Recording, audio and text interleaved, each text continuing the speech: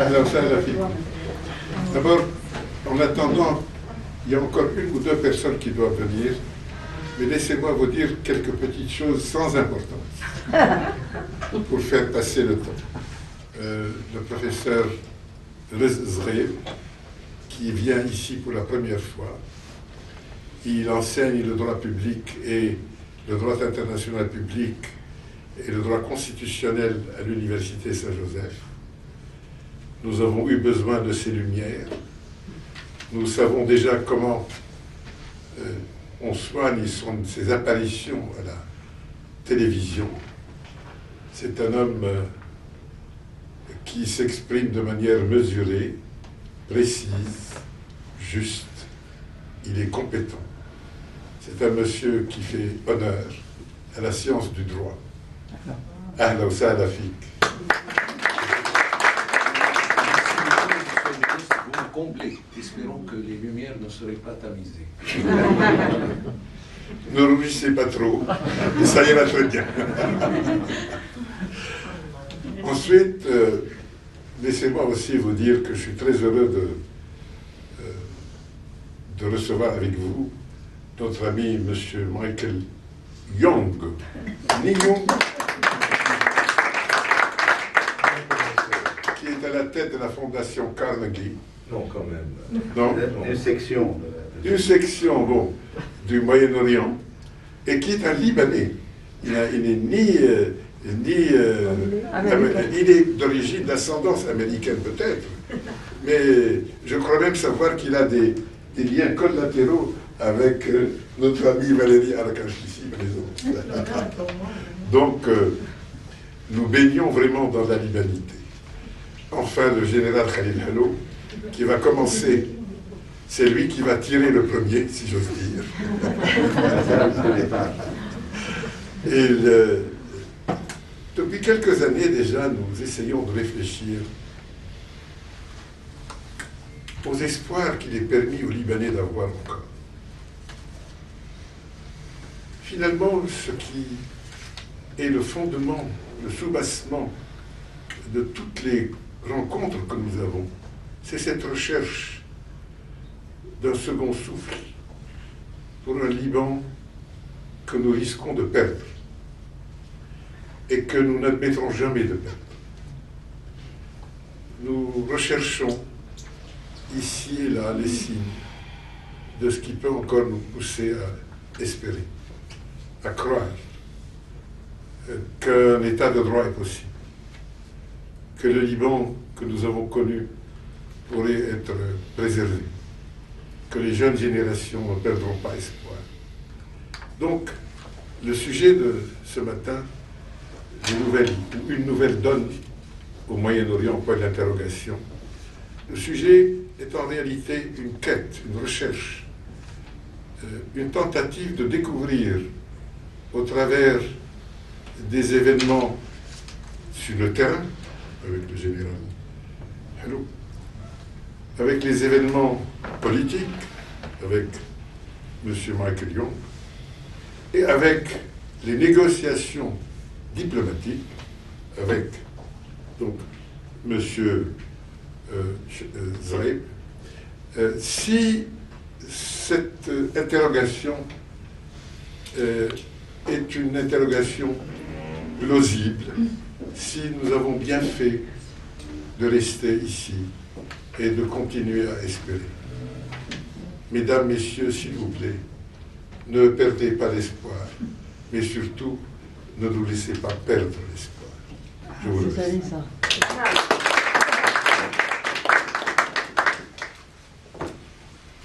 Bon, merci professeur Najjar pour cette introduction éloquente pour tout. N'est-ce pas toi, Anne Kersi? Bien. Je vais répondre à votre question avant de faire l'analyse. L'espoir, il y en a toujours. Depuis l'existence de l'homme, les tendances sont toujours aux crises et aux guerres. Les périodes de non-guerre, par rapport aux 6000 ans d'histoire, sont très courtes. C'est toujours... Excusez-moi, Khalil, parce que tu devais pousser un tout petit peu votre chaise, parce que j'ai tout le temps... Voilà. Elle est fixe. Bien. Et malgré ça, nous sommes déjà 8 milliards sur Terre et les problèmes vont continuer et vont avoir un autre aspect. Il y a un problème d'alimentation très sérieux qui s'annonce. Ça n'a rien à voir avec les guerres, il n'y a plus de terrain agricole, etc. Il y a 1 milliard de personnes qui sont pauvres, dont 135 millions nouvellement depuis une année, depuis le corona. Et ça, c'est un pourcentage très élevé d'instabilité. Lorsqu'on travaille avec les réfugiés, par exemple, chez les réfugiés, quels qu'ils soient, quand le taux de famine ou bien quand ça dépasse 3%, ce n'est plus un problème d'alimentation, c'est un problème de sécurité. Parce que ça va être des gens, et ça n'a rien à voir ni avec les idéologies politiques, ni rien du tout. C'est des gens qui vont utiliser la force pour manger. C'est très simple. Heureusement qu'au Liban, nous n'en sommes pas encore là. Il y a certainement un taux de pauvreté très élevé chez les Libanais, plus que chez les réfugiés syriens, heureusement. Sinon, ces réfugiés syriens seraient des terroristes potentiels. Et grâce à l'argent qui vient, que beaucoup critiquent,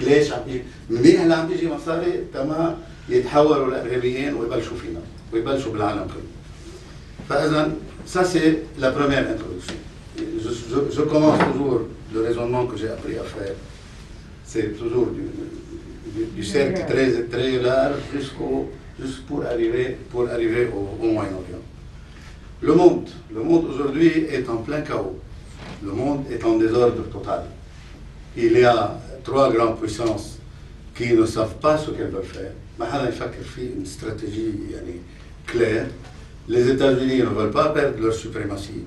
Ils ne la perdront pas. Mais ils ne sont pas en train de montrer qu'ils ont quelque chose de très clair à faire.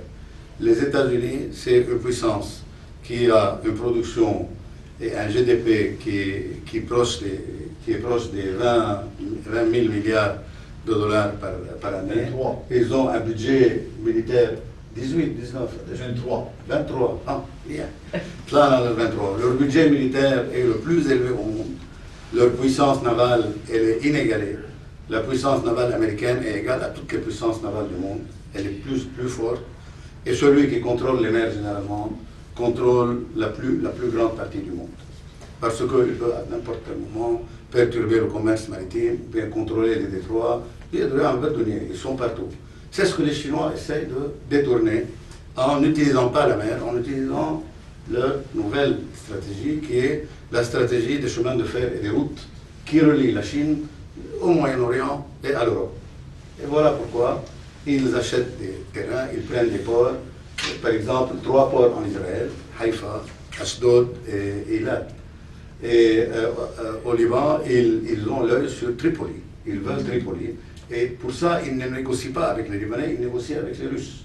Parce que les Russes ont la partie pétrole de Tripoli, eux veulent la partie portuaire, que eux d'ailleurs ont élargie en 2011. Et ils ont envoyé un très gros navire, la compagnie chinoise COSCO, qui a dans les 400 navires, et dont le directeur est le président lui-même.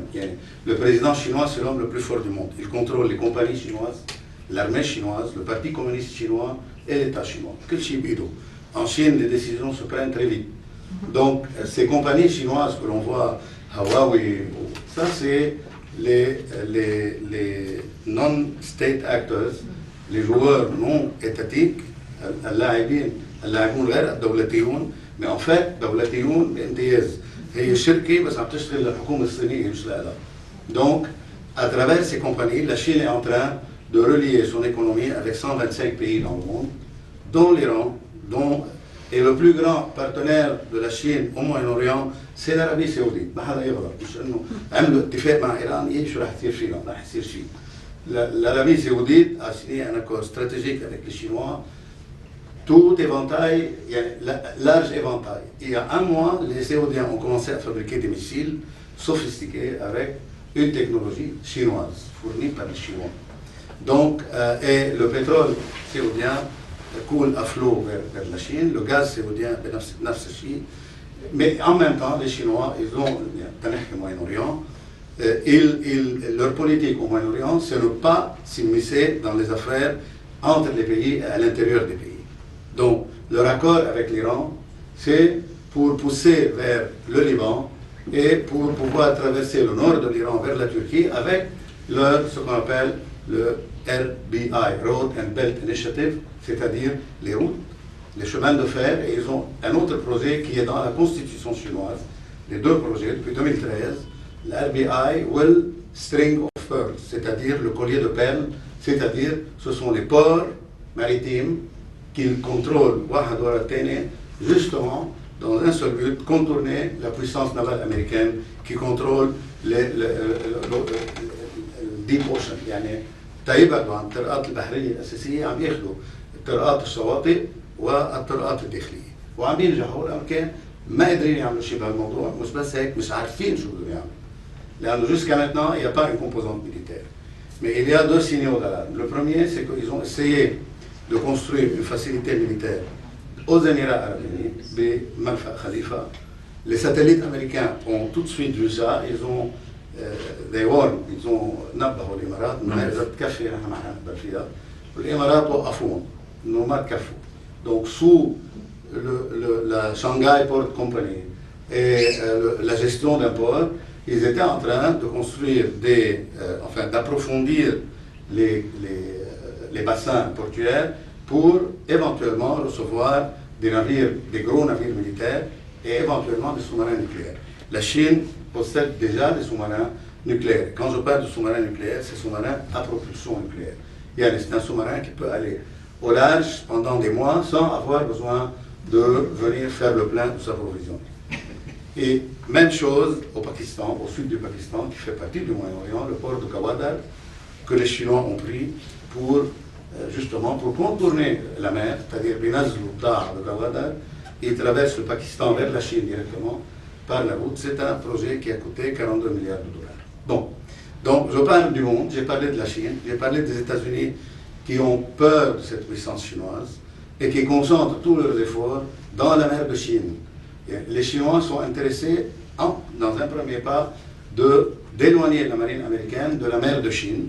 Et c'est pour ça qu'ils construisent des aéroports militaires dans les îles du Pacifique et qu'ils disent que c'est pour eux, historiquement. Les Américains ne sont pas d'accord. Il y a souvent des frictions et des accrochages même entre la marine chinoise et la marine américaine. Et donc, راسه Joe Biden عم كروت بيوعى وقبل منه ترامب كان هونيك. Donc, c'est voir comment faire pour contenir cette puissance chinoise.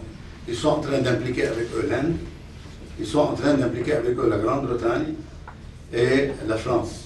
La France et la Grande-Bretagne n'ont pas beaucoup d'appétit pour aller là-bas, mais finalement, la question des sous-marins avec l'Australie a réveillé un peu les Français qu'on doit être plus présent là-bas. Donc, les Russes ne rêvent que d'une chose, réacquérir ou bien to recover, ou bien reprendre les anciennes frontières de l'Union soviétique, parce que la Russie se sent toujours en insécurité, parce qu'elle n'a pas de frontières naturelles. Il n'y a que des plaines avec l'Ukraine, avec la Pologne. Ils ont été envahis à travers ces plaines plusieurs fois dans l'histoire. Napoléon est arrivé à Moscou, Hitler est arrivé à Moscou, les Suédois sont rentrés en Russie, les Ottomans aussi. Donc, et toujours, leur rêve, c'est d'élargir pour éloigner le plus possible le centre de la Russie, qui est Moscou, et le sud-ouest russe. C'est là où la Russie intéressante existe. Donc, ils ont réussi à avancer en Ukraine, avant en Biélorussie. Biélorussie, là, pratiquement. En Ukraine, ils ont deux départements, Luhansk et Donetsk, donc le Donbass. C'est là où il y a une majorité russe, et maintenant ils veulent plus. Et le signal d'alarme, c'est que les pays de l'ex-pacte de Varsovie sont dans l'OTAN. Or, ils n'en veulent plus. Avant, ils ne le disaient pas. Aujourd'hui, ils le disent carrément. Ils disent aux Américains, retirez vos troupes des pays de l'Europe de l'Est, et si l'Ukraine rentre à l'OTAN, nous ferons la guerre. C'est ce qu'ils ont fait en Géorgie en 2008. C'était la première guerre depuis la fin de l'Union soviétique. Dès que la Géorgie a pensé à rentrer à l'OTAN, fait l'Ossétie et Oui, ils ont pris deux départements et ils y sont toujours.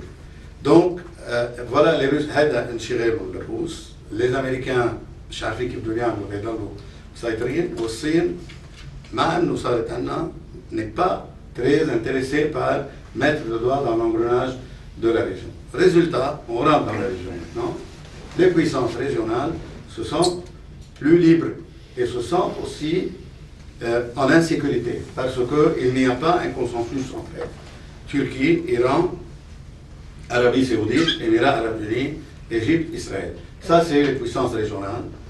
Alors, résumé, la Turquie et l'Égypte ne sont pas en bon terme, la Turquie et l'Arabie Saoudite ne sont pas en bon terme, la Turquie et les Émirats Arabes Unis ne sont pas en bon terme, la Turquie et le Qatar sont en bon terme. Il y a une base turque au Qatar qui inquiète beaucoup les Émirats. Les Iraniens et les Saoudiens ne sont pas en bon terme, et ainsi de suite. Donc, la région est en instabilité et il n'y a pas une puissance mondiale qui est intéressée par venir imposer une stabilité parce que c'est coûteux en termes militaires, en termes d'argent, en termes diplomatiques, en termes d'efforts humains. Donc, ils veulent mettre leurs efforts et leurs ressources ailleurs, pas au Moyen-Orient. D'accord? Donc, ça, c'est un grand problème. يعني كل العالم انه الامريكان عندهم مخططات ما عندهم شيء. المخطط الوحيد اللي عندهم اياه ما بدنا نفوت بحرب مع ايران. On ne veut pas rentrer dans une guerre directe avec l'Iran. On veut rester sur la banquette arrière. On veut aider nos amis pour maintenir un minimum d'équilibre et rien d'autre. Et bien sûr, combattre le terrorisme. Hier, ils ont fait un exploit en tuant le premier de Daesh. Et ils continueront, probablement, justement parce que Daesh et Al-Qaïda, vu la préoccupation des puissances régionales, sont en train de refleurir là où il n'y a pas de contrôle étatique vraiment sérieux, comme en Syrie, en Irak et au Yémen, dans la partie est du pays. Et les Américains gardent l'œil sur ça. Pour eux, ce n'est pas un danger stratégique, c'est un danger sécuritaire. يعني حدا يروح يعمل لهم قصة بنيويورك تايمز سكوير أو بالمترو أو شيء بيضربوه قبل ما يفكر يروح لعندهم. Donc, la région est aujourd'hui dans son, si vous voulez, son monde d'instabilité. Et ça, c'est quelque chose qui se répercute directement sur nous.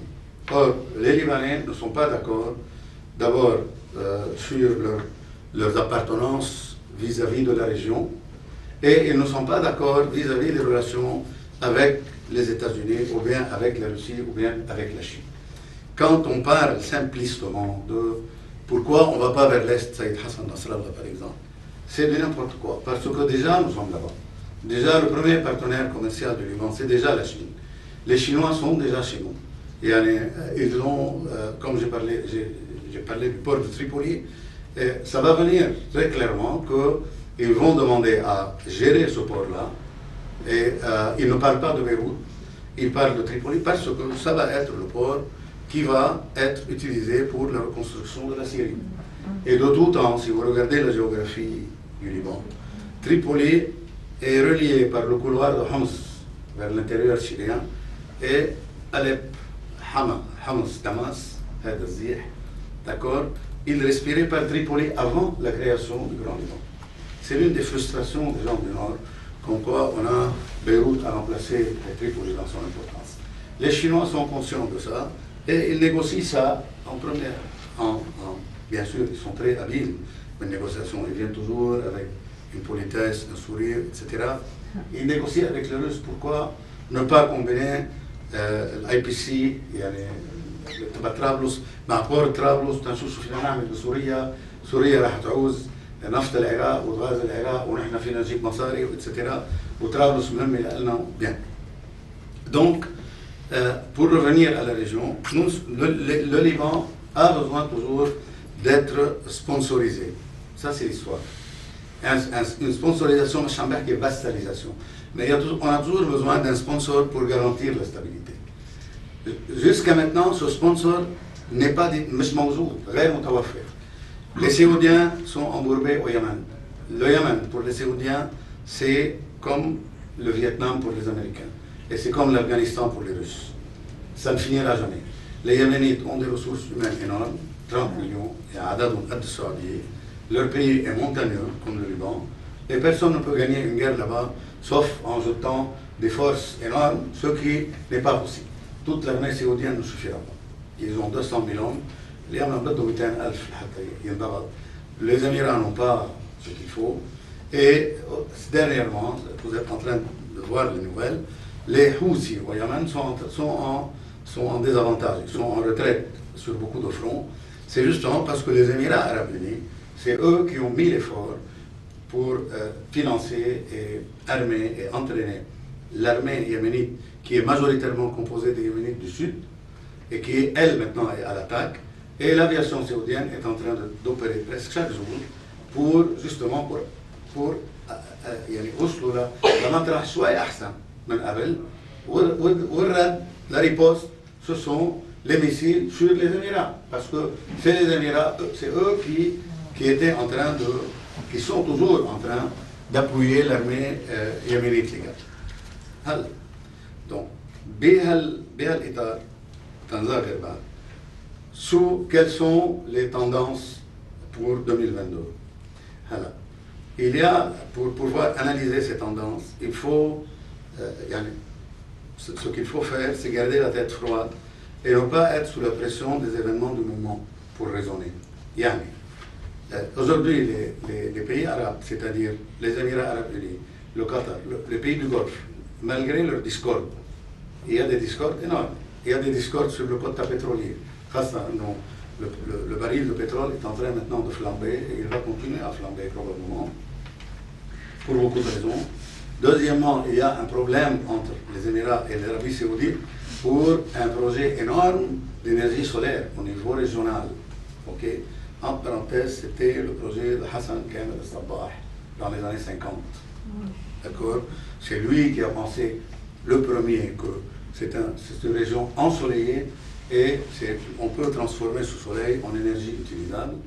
Et en parenthèse, je ne peux pas ne pas parler de ça, c'est grâce à lui que la NASA est arrivée là où elle est arrivée. Bien sûr, il est mort bien avant de revenir au Liban, mais il comptait revenir justement pour sa découverte de l'énergie photoélectrique. كان بده يستغلها. هلا السعوديه عندهم مشروع فظيع بهالموضوع كثير كبير.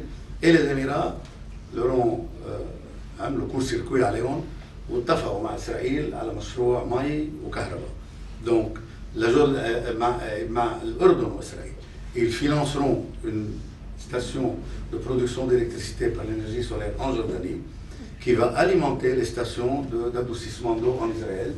Et tous les deux vont profiter de l'électricité et de l'eau froide. Et les Saoudiens ne sont pas contents parce que les Émiratis ont agi seuls. Et les Émiratis عم بيدوروا على السعودية هلا بهذا الموضوع. فإذا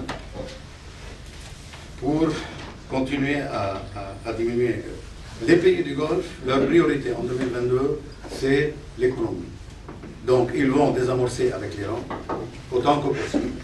Ça ne marche pas parce qu'avec le Yémen, les Iraniens sont en train de négocier avec les Saoudiens, avec tout le monde, mais ils n'arrêteront pas leurs petites attaques. Donc voilà pour les pays du Golfe. قديش مهتمين بلبنان, juste ce qu'il faut pour rester présent. Mais il ne faut pas s'attendre à de grands espoirs. خاصة اجت الورقة الكويتية خلص راح يمشي الحال ما حيمشي شيء لأنه مشاكلهم واهتماماتهم بمحل آخر وهن بالنسبة لهم ما بيحطوا شيء بلبنان قبل ما النظام السوري يفرجي انه بعد عن ايران وقبل ما النظام اللبناني مع الاسف صار مجبورين نستعمل هالكلمه يعني عون حزب الله امل ومن يلف لفهم قبل ما يبعدوا بشكل جدي عن حزب الله وعن ايران ما حيعملوا شيء. منهم مستعدين ابدا يحطوا اي مجهود يطير بعدين ويضحكوا عليهم ياخذوا لهم مصرياتهم ويعملوا شيء ثاني. وبالتالي هيدي بالنسبه للدول العربيه. بالنسبه لايران, l'Iran aujourd'hui veut un accord aérien, malgré tout ce qu'on est en train de voir. Je ne vais pas anticiper, mais je pense qu'il y aura un accord aérien. Un accord certainement moins bon que celui de 2015. Les Iraniens toujours utilisent les autres pour pour affirmer leur politique avec hands-free, et dernièrement, ils sont en train d'inventer des petites organisations dont on n'a jamais parlé, qui déclarent leur responsabilité d'attaquer les Américains et les pays du Golfe. قبل كان في الحشد الشعبي، هلا كل يوم رح يخلق شيء جديد. بيستعملوا اتيكيتات ليش؟ لأنه الحشد الشعبي بالعراق عنده كمان أجندة تعب وبده يفوت بالحكومة وبده يفاوض مع مقتدى الصدر، ومقتدى بين انه رجل دولي بالرغم من بساطته، وبين انه الرجل القوي بالعراق، وبالتالي بدهم رضا، بس عم يجربوا يتفاوضوا معه، وبالتالي ما عم بيقدروا الايرانيين ياخذون على المحل اللي كانوا موجودين فيه قبل. فبقلب الحشود الشعبيه عم بيقدروا ياخذوا بعض الصغار القاده ويألفوا معهم اتيكيتات جديده ويعطوهم درون. يعني تصوروا منظمه خلقت امبارح ما معها ليره عندها درون دو بريسيزيون. دونك fort probablement on risque beaucoup au Liban d'avoir ça. Parce que le Hezbollah n'a pas un appétit pour ouvrir une guerre avec Israël. حتى لو إيران إذا طلبت بقوة رح يعملوها، ولكن بالتمنيات ما حتمشي، لأنه لا قادرين يعملوا بيت ولا قادرين يحملوا خسائر، وعارفين إنه هالمرة التدمير البنى التحتية رح يكون أشد من أول مرة. رح يكون يعني العقيدة تبع يوسي بايلين on détruit tout. أول مرة الأمريكان en 2006 les Américains nous ont sauvés. Ils ont sauvé le ministère de la Défense, ils ont sauvé le centre-ville, ils ont sauvé le port, ils ont sauvé les installations électriques. ما في غير السلس انضرب بس، والباقي l'attaché militaire américain qui s'appelait Kaz Kozolo, qui avait une affinité énorme pour les Libanais, gardait la ligne ouverte pendant des heures, 7 ساعات, avec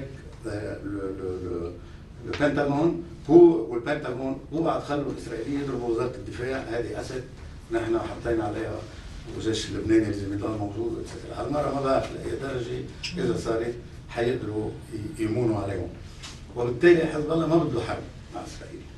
وهلا مشان هيك on risque d'avoir ce qu'on est en train de voir en Irak.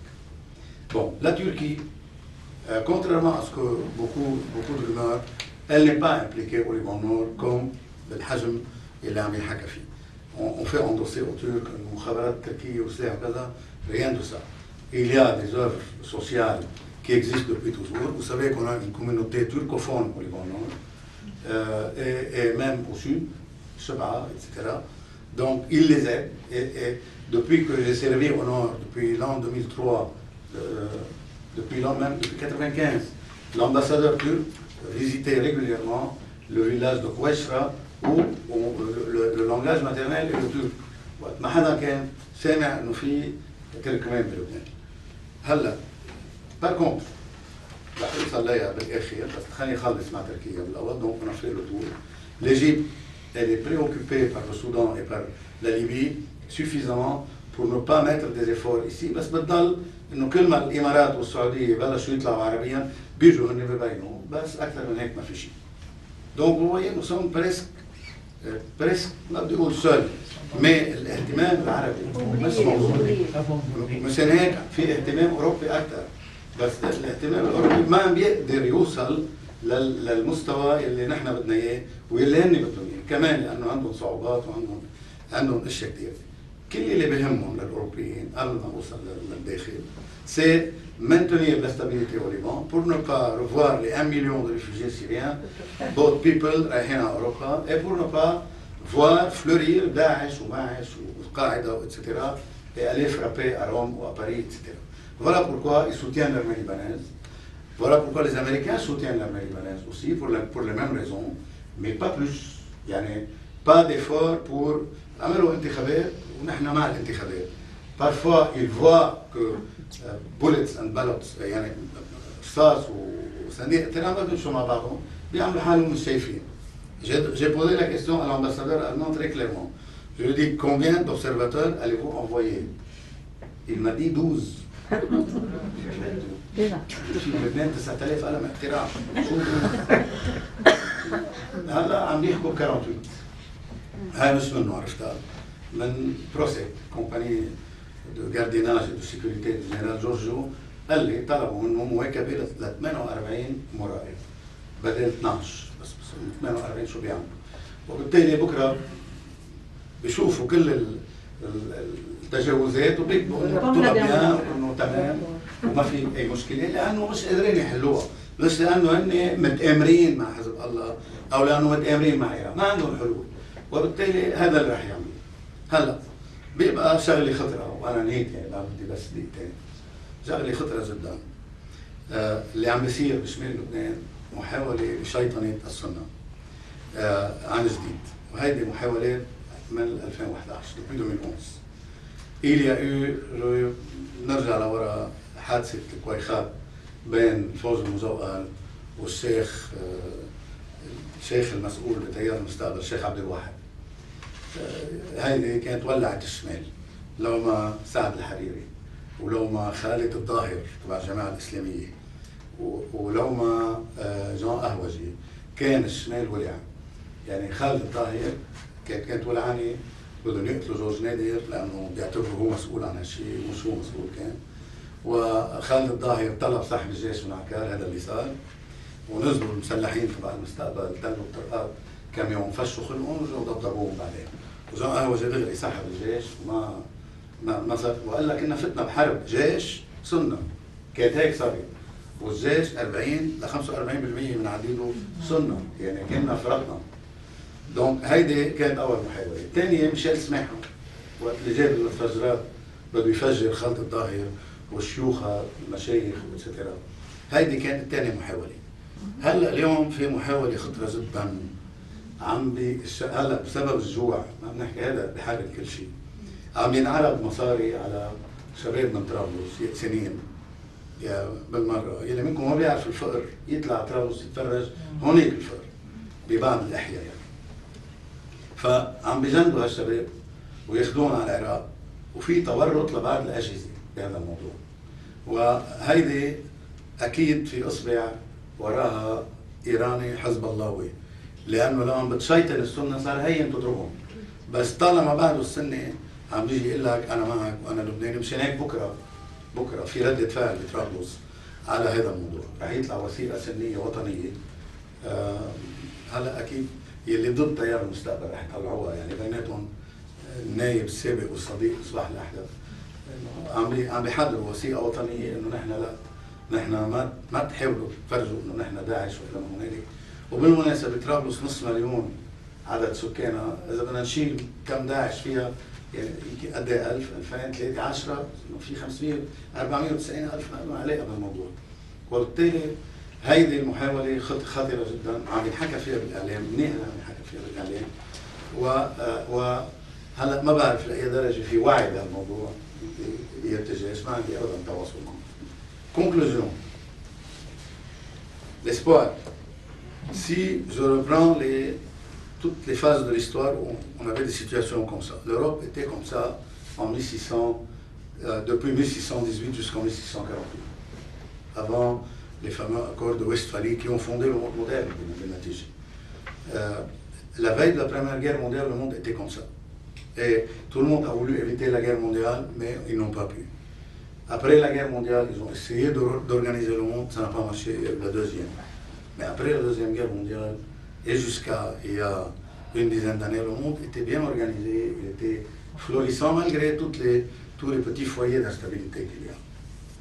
Sans avoir de renseignements, et sans savoir, bien sûr, je ne sais pas, mais les tendances. Finalement, les Iraniens vont se fatiguer, les Turcs vont se fatiguer, les Arabes vont se fatiguer, les Égyptiens vont se fatiguer, et les Israéliens n'ont pas la possibilité d'ouvrir des guerres longues avec maintenant des ennemis d'une nouvelle, يعني شيء جديد. قبل كانوا يضربوا جيوش عربيه كم يوم ويوقفوا، هلا ما بقى في جيوش عربيه، هلا في تنظيمات عندها نفس طويل.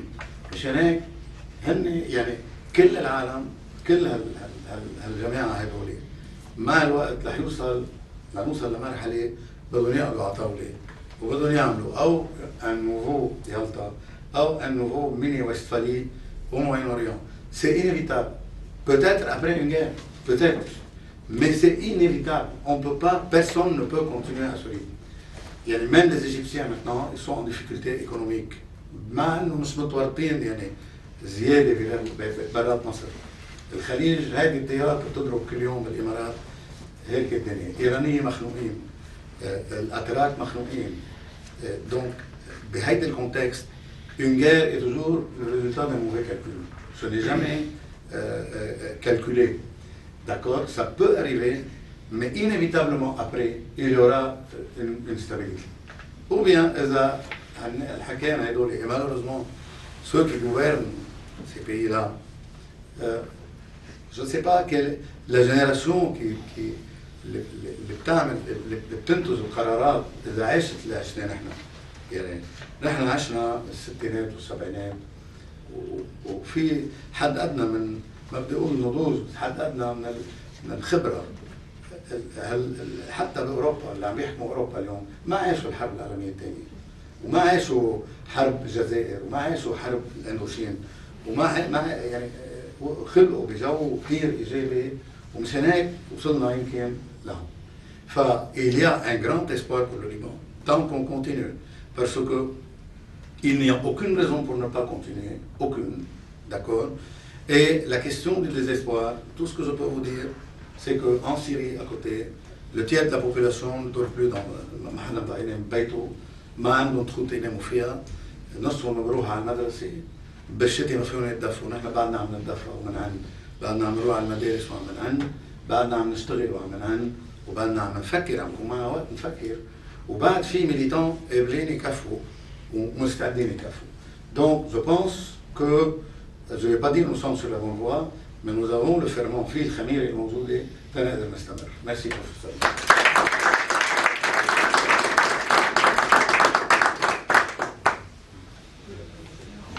Merci, Général Khalouima. Il a dit tout ce que je voulais dire.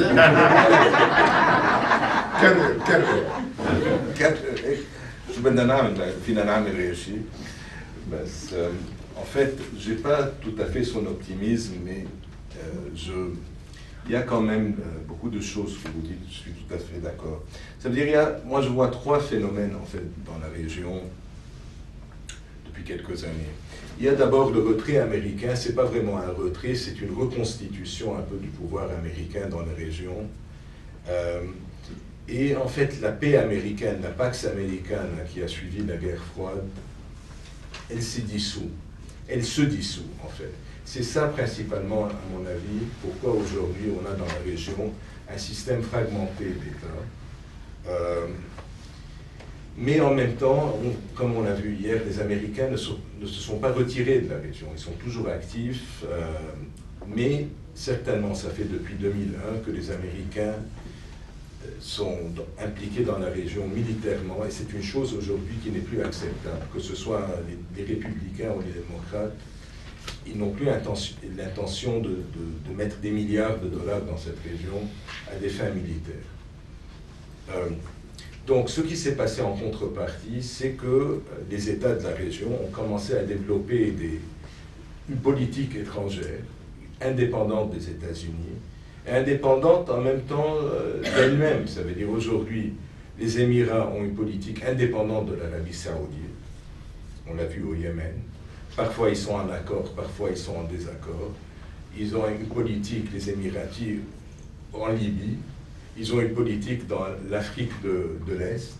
Ça veut dire que les pays ont développé des politiques indépendantes, l'une de l'autre, l'une des autres, parce que déjà il n'y a plus aujourd'hui une organisation régionale arabe qui existait peut-être il y a 40 ans.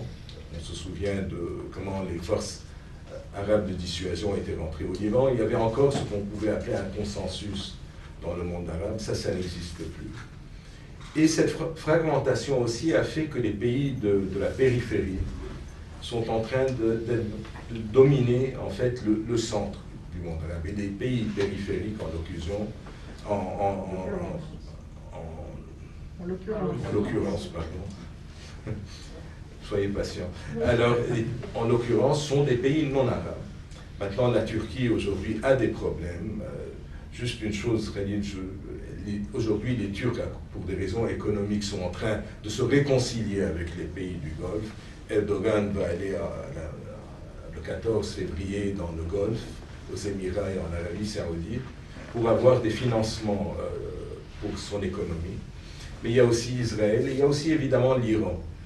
Donc ce qui inquiète les pays arabes, c'est que s'il y a un accord nucléaire avec l'Iran, ça va permettre aux Iraniens d'avoir beaucoup plus de moyens de financer leurs alliés dans la région, au Liban, en Irak, au Yémen, ainsi en Syrie, à la rigueur, ainsi de suite. Bon, c'est vrai qu'il y a une fragmentation et que ça a créé une instabilité régionale, mais je suis d'accord avec ce que le général Hello a dit, c'est que finalement, une instabilité, c'est pas non plus une situation naturelle. Elle est naturelle, mais elle est souvent suivie d'une période d'entente et de rééquilibrage qui peut se faire dans la région. Parce que c'est vrai, je suis d'accord que les Iraniens, en fin de compte, ils ne peuvent pas faire la guerre partout. Dans la plupart des pays où ils sont présents, leurs alliés sont des minorités. Ça veut dire au Liban, quoi qu'on dise du Hezbollah, c'est une minorité. Ça ne veut pas dire évidemment qu'ils ne peuvent pas imposer des faits accomplis, qu'ils ne peuvent pas dominer une situation, mais à moyen et long terme, les autres vont s'organiser en contrepartie. En Syrie, il y a quand même une grande majorité de sunnites. En Irak, ok, il y a une majorité chiite, mais comme on le sait, même la communauté chiite n'est pas tout à fait unie sur les exigences iraniennes. C'est-à-dire qu'il y a un agenda iranien en Irak qui n'est pas le même agenda, c'est pas un agenda que le gouvernement irakien dont il approuve. Au Yémen, c'est un autre problème. Ça veut dire, finalement, il y a aussi une grande communauté sunnite au Yémen. Ce ne sont pas tous des zaïdis. Et en plus, même là, je ne suis pas d'accord. Je ne pense pas qu'il faut prendre le phénomène yéménite, la guerre au Yémen, comme étant uniquement un problème iranien-saoudien. Ils l'ont exploité, mais n'oublions pas qu'il y avait un imam zaïdi jusqu'à 62, si je me souviens. Donc la réalité, c'est que cette région impose des réalités sur tout le monde, même sur la périphérie, les pays périphériques. Mais on est maintenant en pleine transition. Tant au niveau américain, nous sommes dans une transition vers quoi, je ne sais pas. Même au niveau intérieur, nous sommes dans une transition. Et puis, il y a quelque chose de très important à prendre en considération. On a tendance à sous-estimer ça. C'est qu'il y a les économies de la région, les économies rentiers, c'est-à-dire qui sont basées sur le pétrole. Ça se termine d'ici quelques décennies. Les économies, le système rentier ne va plus être Mohammed Ben Salman, on peut lui reprocher beaucoup de trucs, mais il a compris ça. Il a compris que l'Arabie saoudite ne pouvait plus financer un système économique d'espèce de clientélisme au niveau national. Ce n'est plus possible. Et le phénomène, le fait que le pétrole et le gaz vont au fur et à mesure être réduits comme monnaie d'échange dans les économies du Golfe, va avoir un impact social fondamental, pas seulement sur les pays du Golfe, sur toute la région. Nous vivions de ça jusqu'à il y a quelques années, 2011. Le Liban, qu'est-ce qui faisait qu'on avait une balance des paiements excédentaire? C'était l'argent qui venait du Golfe, c'est-à-dire de gens qui profitaient du système rentier qui existait dans le Golfe. C'est quand ça a commencé à diminuer que notre système a commencé à se casser. Donc, il y a ça, il y a un deuxième phénomène très important qu'on ne peut pas sous-estimer, c'est l'environnement. Et ça, c'est quelque chose de clé. Déjà, aujourd'hui, on voit dans des régions de l'Irak, dans le sud de l'Irak, ça a complètement transformé la société du sud de l'Irak, dans la région de Basra. Et essentiellement, ça a créé une instabilité sociale. Ça a aussi créé des avantages pour les Iraniens qui ont essayé tant bien que mal d'exploiter ça à leur fin. Mais ça n'empêche que même en Iran, il y a de gros problèmes d'environnement. C'est que le Shatt al-Arab, qui dans le temps était, qui irriguait toute cette région, a beaucoup... est devenu plus, comment on dit, saline. Le niveau de sel dans le Shatt al-Arab est monté. La pollution dans la région a complètement transformé la sociologie de la région. Et on a vu, il y a eu cette année, enfin l'année passée, des manifestations en Iran, dans le Khouzestan, à cause du manque d'eau. C'est la chose qui existe, la même chose existe en Irak, que ce soit dans le Muhafaza de Basra ou que ce soit à Diyala. Toutes ces régions vont avoir une transformation sociale pour des raisons d'environnement. Donc, pour moi, je vois la région effectivement dans une période de transition profonde qui peut durer, à mon avis, des décennies. Bon, pour le Liban, je suis d'accord qu'on ne peut pas toujours être, il y a toujours de l'espoir, mais ça n'empêche que le Liban, s'il ne réinvente pas son modèle de politique ou son modèle économique, le Liban va souffrir. Ça veut dire aujourd'hui, avec autant à cause des problèmes de l'environnement ou des problèmes des systèmes rentiers, le Liban vit de ça. Ça veut dire si les Libanais vont être renvoyés des pays du Golfe, parce que évidemment l'environnement ne permet plus le même niveau d'emploi, si le système, toute la structure pétrolière et gazifère de ces pays-là est en train d'être réduite, on va certainement payer un prix important pour ça. Donc ça, au niveau du Liban, ça va être un prix à payer. Le fait aujourd'hui qu'on parle d'un accord avec l'Iran sur le nucléaire, ben certainement, peut-être on exagère la possibilité que l'Iran aura de renflouer les milices alliées, parce que quand même l'Iran a besoin de beaucoup d'argent, mais ça n'empêche que ça va renforcer leurs alliés dans la région, à mon avis. Et on va évidemment être obligés, nous, de voir où ça peut mener dans la structure politique du Liban. Ça veut dire, on parlait, Général Helou et moi, l'idée d'un mu'tamar ta'sis, c'est quelque chose pour refonder le système libanais.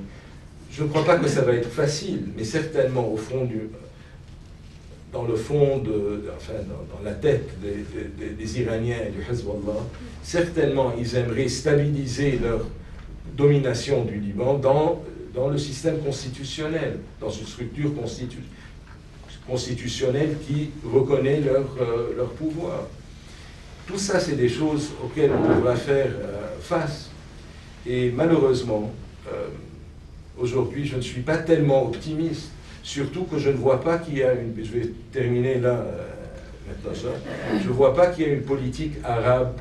La politique arabe envers le Liban, à mon avis, est une erreur grave. Ce que les Saoudiens font au Liban et les pays du Golfe, essentiellement de dire aux Libanais, vous êtes un pays occupé iranien, donc débrouillez-vous, ça c'est une erreur grave.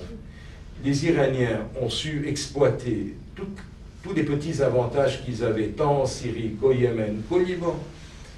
Et ils ont construit une politique sur ça. Aujourd'hui, les Saoudiens, les pays du Golfe ont, à mon avis, la communauté sunnite au Liban est la plus grande communauté, elle est plus grande que la communauté chiite, ça c'est mon avis. Bon, mon avis ne compte pas pour grand-chose, mais je crois que c'est le cas.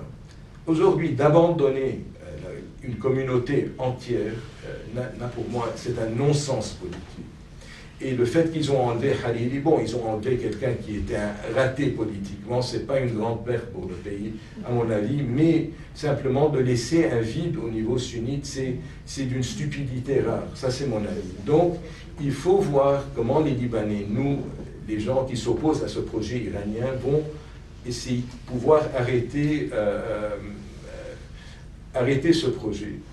Et là, je ne suis pas, jusqu'à nouvel ordre, je ne suis pas très optimiste, parce que tout compte fait, nous aussi, on est perdus. Tout le système libanais aujourd'hui je ne peux pas dire que le système libanais s'est effondré, il ne peut pas s'effondrer, parce que dans un système multiconfessionnel comme le nôtre, il n'y a pas d'autres systèmes qui peuvent vraiment marcher. Mais c'est un système qui a besoin d'être réinventé. Et tant qu'il n'y a pas un mouvement pour le réinventer, on va avoir de gros problèmes. Bon, enfin, je m'arrête là.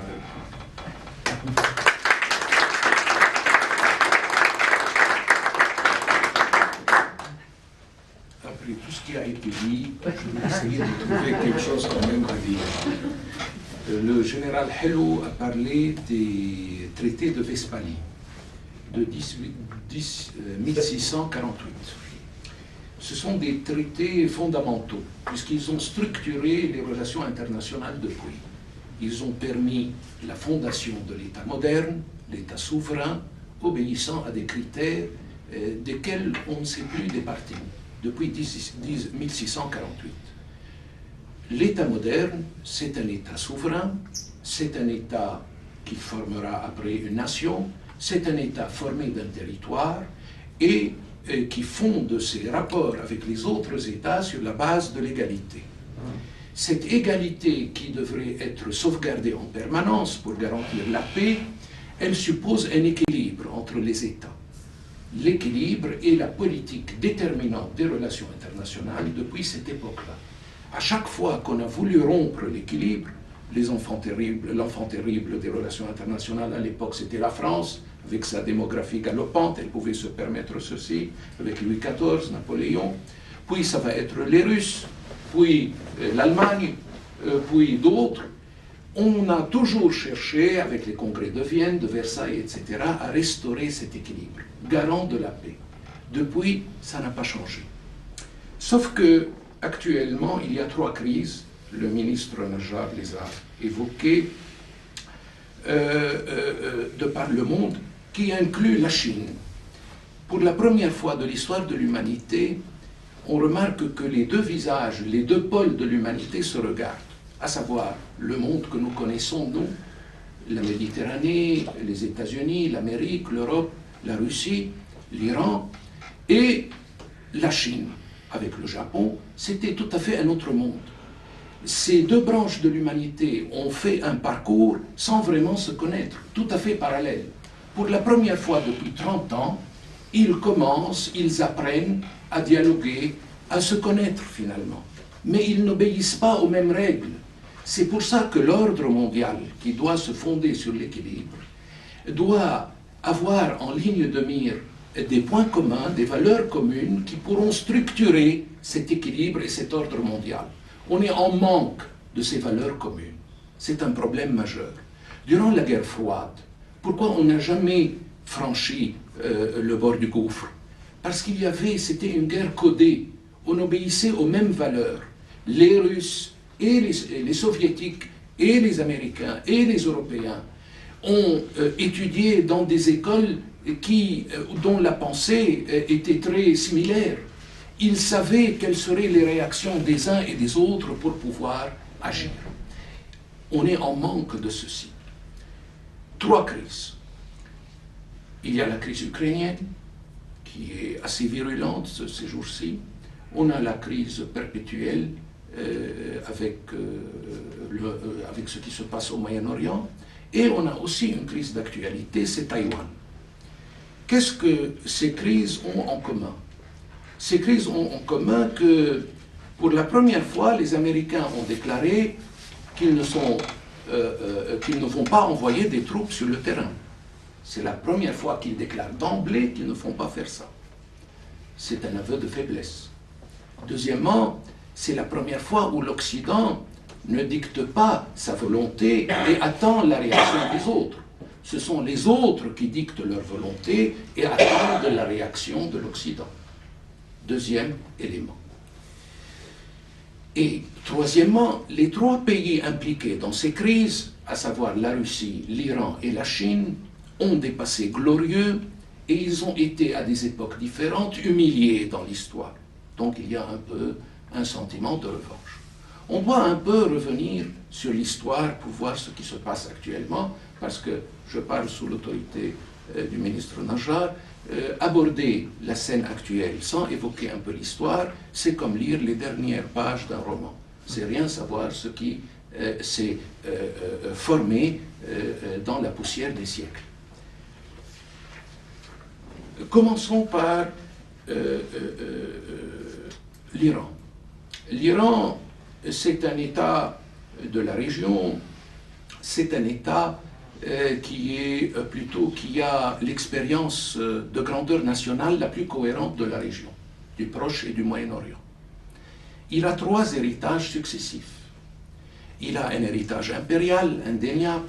C'est le premier empire qui a pu mettre sous sa coupe des Européens, des Africains et des Asiatiques.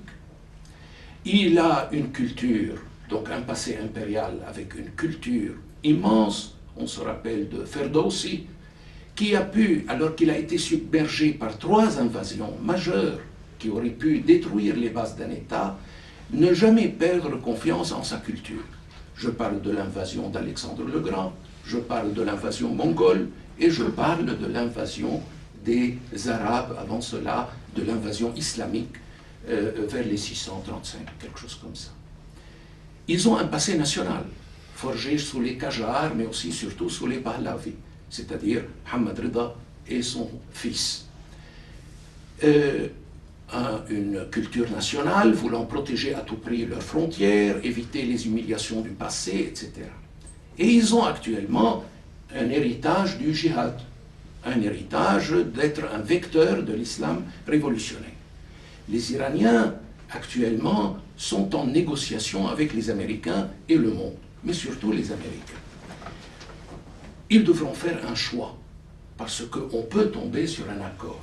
C'est un accord très technique, mais on ne recherche pas dans cet accord ce qui va figurer dans les termes mêmes de l'accord, à savoir que l'Iran ne devra pas dépasser le seuil de 3,75% d'enrichissement de l'uranium, premier point. Deuxièmement, qu'elle n'ait pas un stock considérable d'uranium enrichi dans son territoire. Et que, troisièmement, elle ne doit pas avoir des usines d'eau lourde pouvant fabriquer du plutonium. On est dans ces négociations techniques. Mais ce que l'Occident veut aussi, c'est voir le sort des missiles balistiques. Ça aussi, ce n'est pas un problème majeur, mais surtout le rôle régional de l'Iran. Et c'est là où l'Iran doit faire un choix. Je crois que c'est Kissinger qui l'a dit. Est-ce qu'elle veut être une cause ou un pays? Est-ce qu'elle veut intégrer le cercle des États vespaliens, qu'elle réfutait du moins dans son langage officiel, ou elle veut continuer à avoir une période d'accalmie maintenant et continuer dans son projet d'islam révolutionnaire? Bizarrement, ce qui va aider l'Iran à faire ce choix, ce sont les États-Unis eux-mêmes. Les États-Unis sont dans une logique de désengagement de la région. Pourquoi sont-ils dans cette logique de désengagement? Parce que les États-Unis, le général Hello l'a dit, je ne suis pas aussi optimiste que lui sur la durée de l'hyperpuissance américaine, mais disons que d'ici 50 ans, les choses pourraient changer dramatiquement pour les États-Unis. Ils ne peuvent plus s'investir dans la région. Le président Trump a décidé qu'une alliance entre les États arabes sunnites et Israël serait capable de créer cet équilibre régional avec l'Iran. Mais ceci nécessite un mouvement de balancier que doivent jouer les États-Unis. Les États-Unis, pour pousser l'Iran vers un choix vespalien, devraient eux-mêmes jouer ce rôle de balancier en essayant de jouer les équilibristes entre les deux pôles. Et donc, bizarrement, c'est un rapport très étroit qui va s'établir entre ces deux États et qui va fixer notre avenir, heureusement ou malheureusement. Pour le cas russe, j'ai cherché avec moi cette phrase, ou plutôt cette expression du marquis de Custine. Il disait à propos du peuple russe, c'était en 1843, « Ce composé monstrueux des minuties de Byzance et de la férocité de la horde, cette lutte de l'étiquette du bas empire byzantin et des vertus sauvages de l'Asie a produit le prodigieux État que l'Europe voit aujourd'hui debout et dont elle ressentira peut-être demain l'influence sans pouvoir en comprendre les ressorts. » On est toujours là après 200 ans. La Russie, c'est un État, le général Hello l'a très bien dit, et qui a aussi un passé impérial important. Le Kremlin, je crois que c'est un responsable géorgien qui l'a dit, n'arrive jamais à concevoir qu'une décision puisse être prise à Tbilissi ou à Kiev ou à Minsk sans revenir au Kremlin. D'autant plus qu'une maîtrise de son environnement immédiat est nécessaire. Ils ont en tête l'invasion mongole qui était, contrairement à l'invasion napoléonienne ou l'invasion de Napoléon, ou l'invasion d'Hitler, qui était un élément de ferment national, ça a été un élément destructeur pour la Russie et qui a causé son retard par rapport à l'Occident de 100 ans. Elle ne l'a jamais récupéré depuis. C'est ce qui fait que la Russie, son rapport avec Kiev, je crois que le président Poutine a écrit un article il y a quelques mois de là, faisant un inventaire historique des rapports nostalgiques, des rapports étroits existants entre Kiev, l'Ukraine et la Russie. C'est un élément fondamental pour les Russes. Il faut le comprendre pour envisager toute politique. Mais avec cela, il est en train de demander une chose. Il dit, je ne veux, et je ne crois pas qu'il y aura une annexion de l'Ukraine, mais il ne veut pas l'entrée de l'Ukraine dans l'OTAN. Ce que les Américains n'ont pas promis. Une bonne politique ne pourra jamais permettre ceci. Mais remarquez le bond que les Russes ont fait. Ils ne parlent plus d'annexion de l'Ukraine, ils ne veulent plus un gouvernement qui soit inféodé au Kremlin, mais ils ont en horreur l'idée que l'Ukraine puisse intégrer l'OTAN, ce que l'Occident n'a pas encore, refuse toujours d'accepter. Et c'est un problème majeur. Mais je ne crois pas qu'il y aura une guerre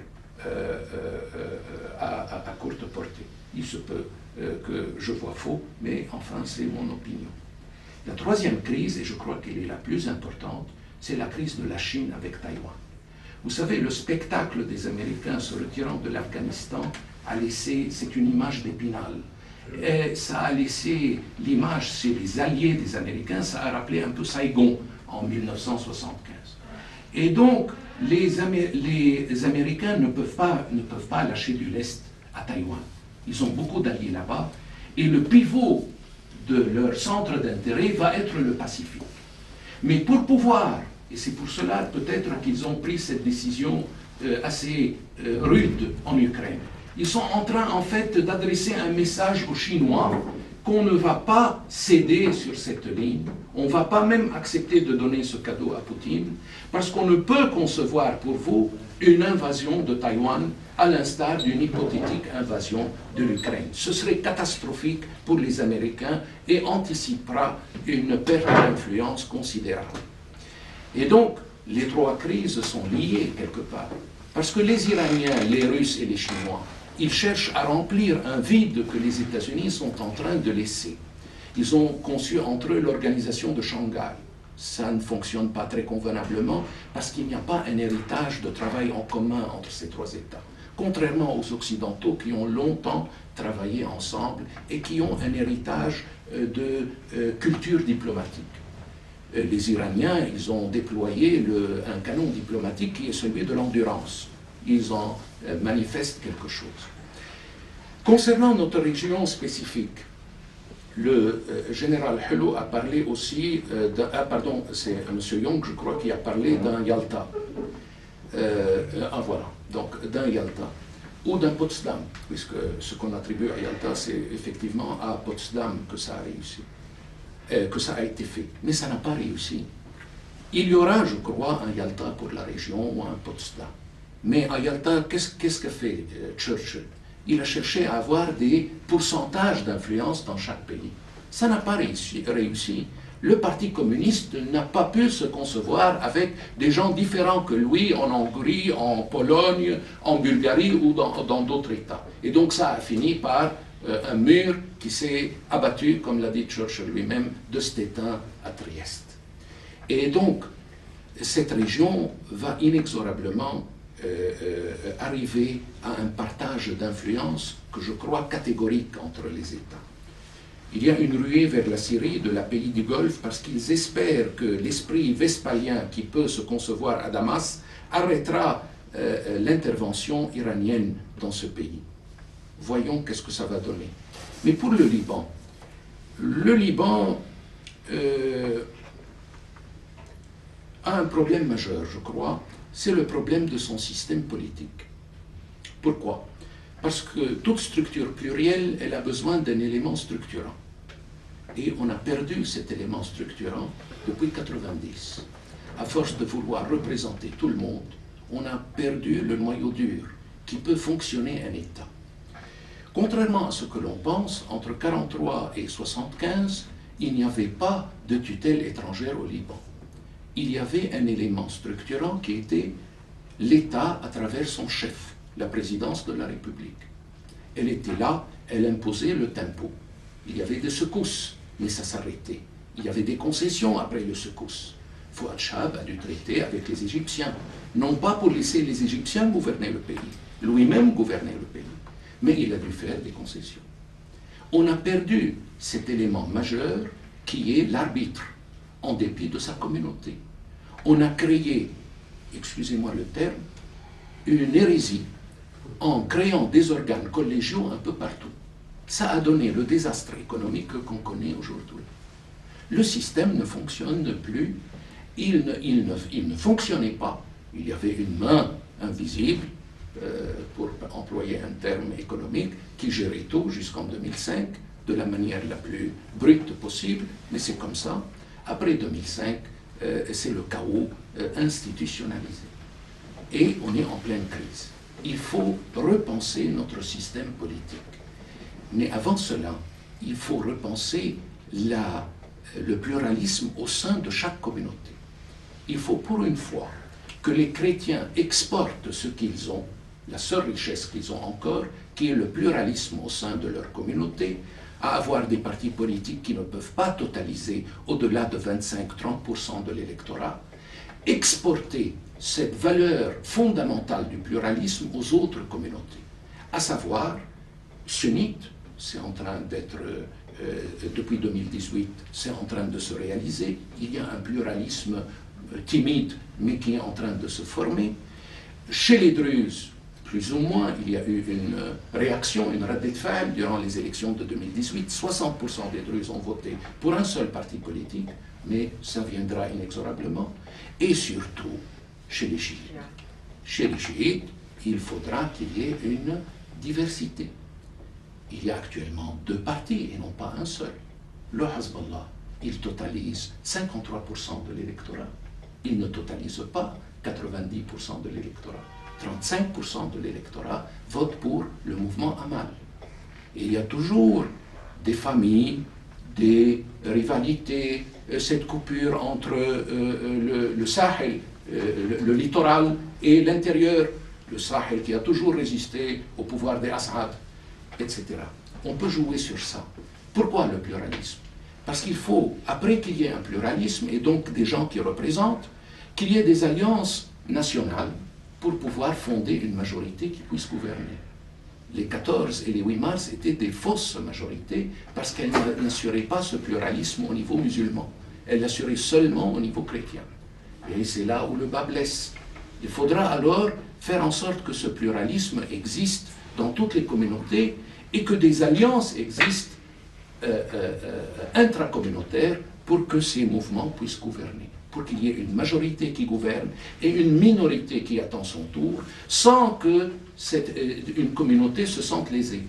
Je ne dis pas des blagues ou je ne raconte pas des histoires. Le seul moment où le Liban a connu une accalmie, c'est lorsque la structure politique libanaise s'est divisée en ces 2 schémas. Je me rappelle du bloc des Stouriens et du bloc national. C'est vrai que le Tarbouche, la tête était maronite, mais c'était de toutes les communautés qui étaient réparties sur toutes les régions, y compris Tripoli. Et je parle du Nahj d'un côté, le Nahj chéhabiste, et de l'autre, le Hilf Soulessi, qu'on oublie, qui a été allié à Kitlet al-Wasat, le bloc du centre, regroupant Frangier, Slem et aussi Kamel Assad. Et sans oublier que le Hilf Soulessi avait aussi son ferment, était un chiite, il ne faut pas l'oublier. Qasem al-Khalil. Voilà. Je vous en prie. C'est l'histoire. Oui, oui, tout à fait. Et donc, c'est la condition du salut. L'économie suivra. De Gaulle disait l'intendance suit. Ce n'est pas tout à fait vrai en toutes circonstances, mais dans notre cas, c'est vrai. Pourquoi c'est vrai? Parce que nous sommes un petit pays qui a beaucoup d'atouts. Il les conservera, c'est lié à la nature et à ce qui, à notre héritage culturel. Ça, on peut être vraiment spoilé, fauché comme les blés, mais ça, on ne pourra jamais le perdre. Et donc, il suffit de peu d'avoir un bon système avec cette vivacité pour pouvoir reprendre. C'est mon message d'espoir. Je vous remercie et excusez-moi si...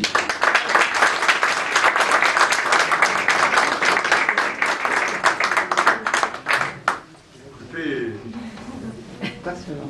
rien que de vous entendre, la qualité de votre discours, la qualité de votre réflexion est un gage d'espoir.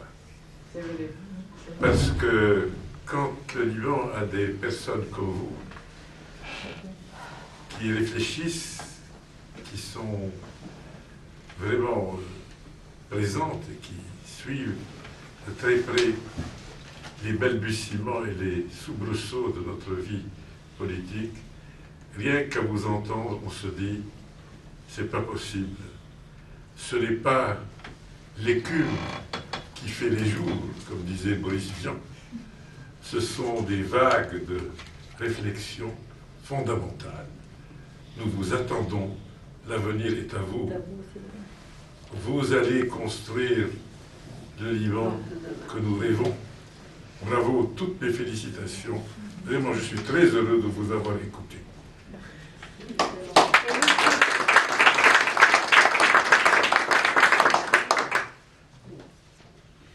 Je crois que la discussion est ouverte.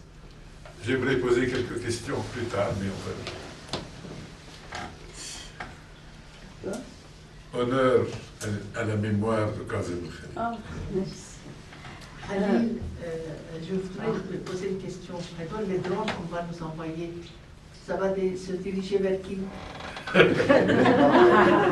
Les drones. كيف الدرون يبعثوا لنا لا مش بيبعتوا لنا هن عم بحكي des petites organisations qui ont fleuri hier. Il y a des drones qui se promènent un peu dans la région de...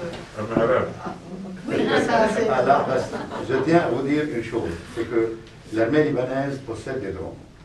Elle possède 12 drones sophistiqués, dont 2 très sophistiqués que les Russes ne peuvent pas brouiller. Alors, on a de petits drones aussi qui sont également utilisés.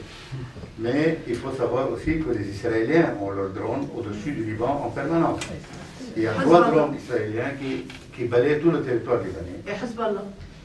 Hezbollah a des drones, mais pas autant. C'est pas les drones de Hezbollah que vous entendez. C'est les drones israéliens. Je pense que la question de la... حزبالله عنده درون بس بعد لهلا ما شفنا اذا عنده درون sophistiqué, on ne sait pas. Les seuls drones qu'il a essayé d'utiliser ont été abattus par les Israéliens au-dessus de la frontière sud ou bien au-dessus d'Israël. C'est des drones de probing, sondage, un sondage بيشوف réaction كيف etc. Il y a beaucoup de littérature sur les drones de Hezbollah, mais il n'y a pas de source indépendante pour confirmer si vraiment ils ont été équipés avec des drones sophistiqués. Et les Israéliens sont en train de frapper en Syrie, là où ils suspectent qu'il y a peut-être des drones pour le Hezbollah. C'est surtout en Syrie, pas ici. Ah, d'accord. Je pense que vous aviez dit aussi la même question que Madame Najad. Vous avez parlé de drones d'organisations en Irak qui sont alimentés par des parties extérieures et qu'on aura la même chose au Liban. C'est ça? Oui, c'est ça. J'ai dit, on risque d'avoir la même chose au Liban.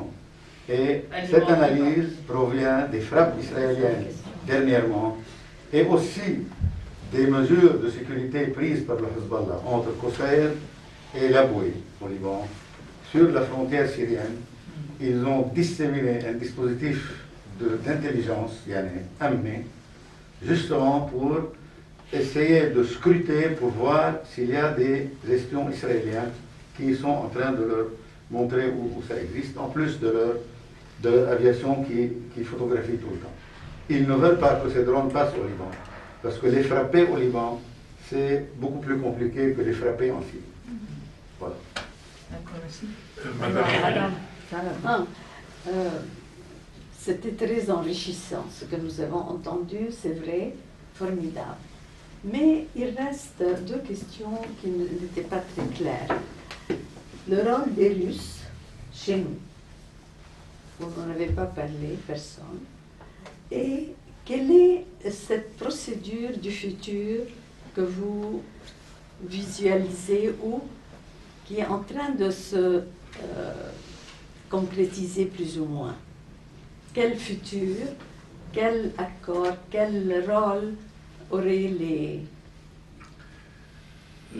Trancher dès maintenant n'est pas évident, puisqu'il y a plusieurs agents en la matière qui sont en train de jouer sur le terrain. Il y a plusieurs facteurs. Pour les Russes, alors qu'ils sont tellement proches, c'est un ancien rêve d'arriver aux eaux chaudes. Ils sont maintenant en Syrie. Et vous savez qu'il y a dans la tête libanaise le fait de vouloir détecter qui sera le nouveau tuteur. Et donc, beaucoup sont en train d'approcher les Russes, apparemment, mais les Russes ne montrent aucun signe d'intérêt concernant le bourbier libanais. Et il n'y a pas, parce qu'ils sont prudents et ils ont l'expérience de l'Afghanistan, ils ne veulent pas un bourbier politique semblable au bourbier militaire afghan. C'est ce que je crois jusqu'à maintenant. Ils auront leur mot à dire, mais ce ne sera pas un rôle déterminant. Les Français ont essayé de les solliciter aussi pour voir une action de concert, puisqu'ils sont en manque dedans, les Français chez nous. Ils ont beaucoup de... Et c'est comme les intermittents du spectacle, actuellement, les Français. Mais enfin, ils essayent avec les Russes, ils ont essayé plutôt de faire une action commune. Ça n'a pas abouti, la méfiance est là, et les intérêts apparemment ne sont pas les mêmes. Et donc, ce sont des acteurs régionaux qui vont jouer le jeu au Liban. Donc, principalement, 3, peut-être 4, l'Arabie Saoudite, l'Iran, on peut commencer par l'Iran, l'Arabie Saoudite et l'Égypte.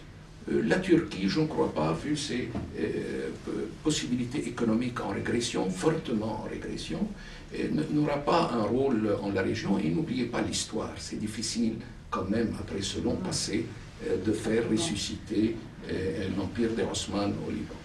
Donc ce n'est pas évident. Et même les gens du Golfe ont une méfiance historique à l'égard des Turcs.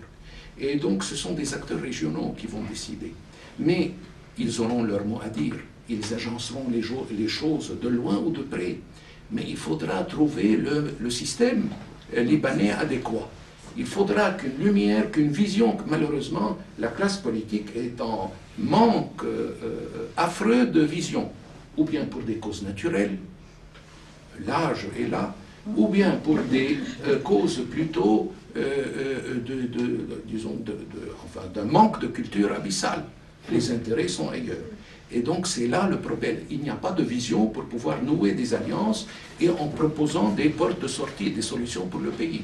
C'est là où le problème se trouve. Mais on n'attend pas de la force politique actuelle qu'elle décide de le... Mais on sait ce qu'ils vous veulent. demandez trop des étrangers Non, qu'ils et puissent... pas des étrangers, je Oui. parle des Libanais. Oui. Les Libanais qui doivent se prendre en main. J'ajouterai une chose concernant le Hezbollah, c'est que, vu l'histoire aussi, vu la culture, vu l'inconscient, ce n'est pas évident qu'ils puissent établir un modèle hégémonique au Liban, à l'instar de l'hégémonie maronite de jadis. Quand je dis hégémonie maronite, c'est une hégémonie plurielle, mais elle avait une tête maronite.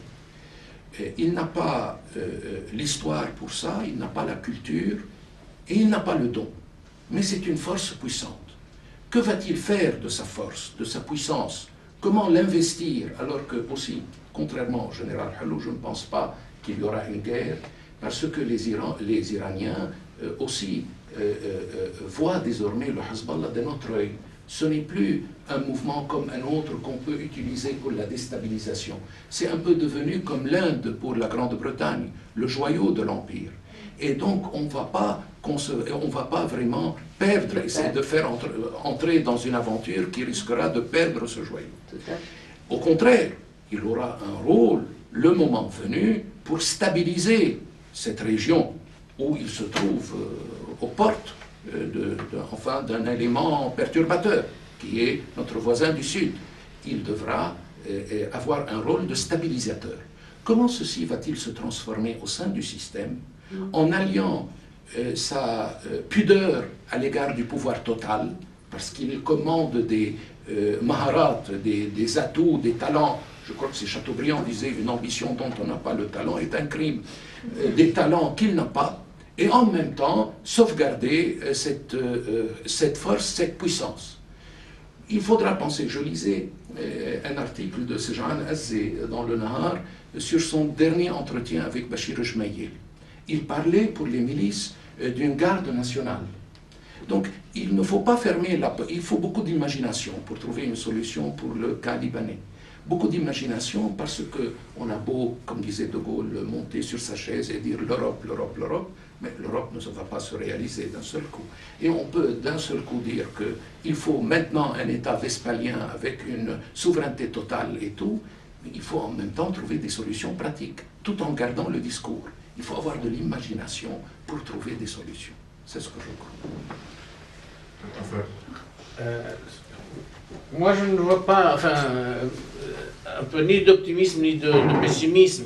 Mais si vous voulez, en deux mots, je ne vois pas un vrai retrait américain, parce que les Américains ont l'arme de l'économie aujourd'hui, qu'on le veuille ou pas. La Russie, la bourse russe a chuté depuis qu'ils ont fait masser les troupes de façon drastique.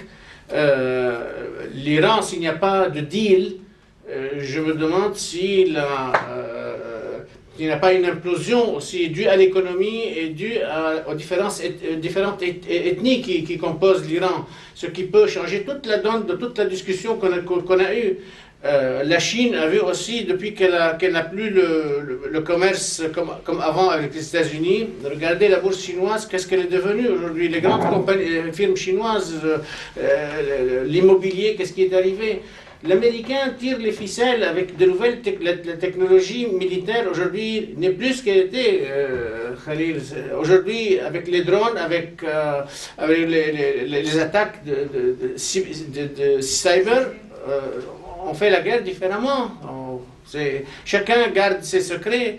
Il y a une course aux armements aujourd'hui phénoménale, mais phénoménale. Vous n'avez pas idée de ce que c'est. C'est un chambardement à 180 degrés. Donc moi,